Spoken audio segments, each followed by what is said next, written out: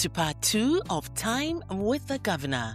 Today, we continue the conversation with the first cohort of students from the University of Ghana's Department of Economics and the School of Business.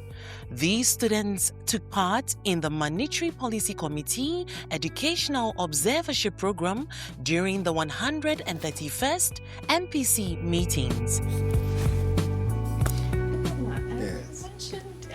The Strait of Hormuz. Yes. And how initially thought it was transient. Yeah. But now you'll be looking at it's becoming more permanent. So, what does the committee prioritize in terms of the key indicators and data points arriving at the monetary policy rate? So first of all, the crisis there, how it impacts on us directly, through oil prices.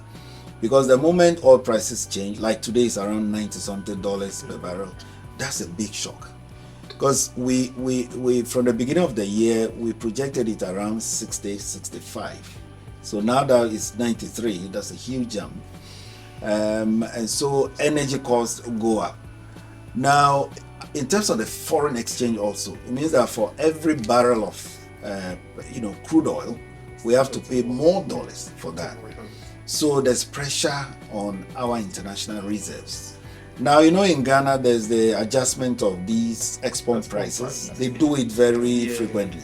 So when they also adjust it, it fits into transport prices and then to inflation. In fact, the recent increase in inflation, a lot has to do with the increase in transport prices. So the impact is felt immediately.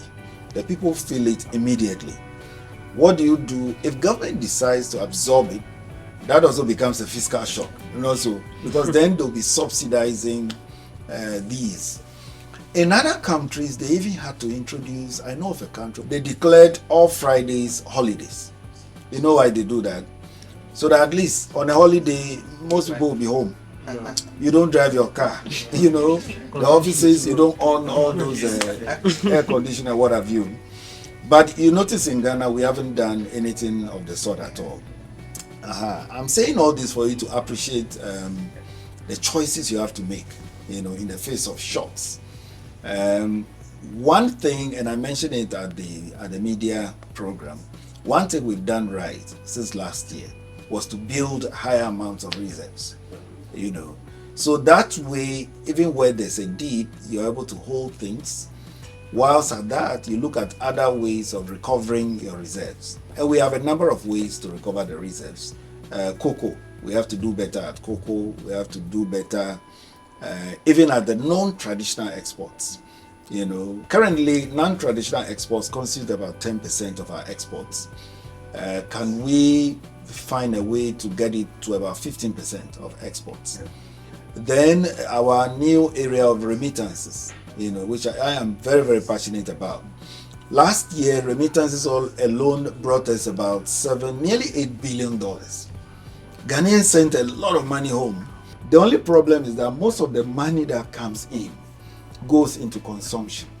Because we love to do funerals, they are doing school fees, they are doing what have you.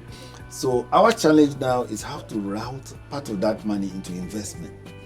So we are telling them that, look, it's okay, you can send it for school fees and what have you, but also send some to invest in something in Ghana, right? But the last 3-4 months has really been quite, a challenge.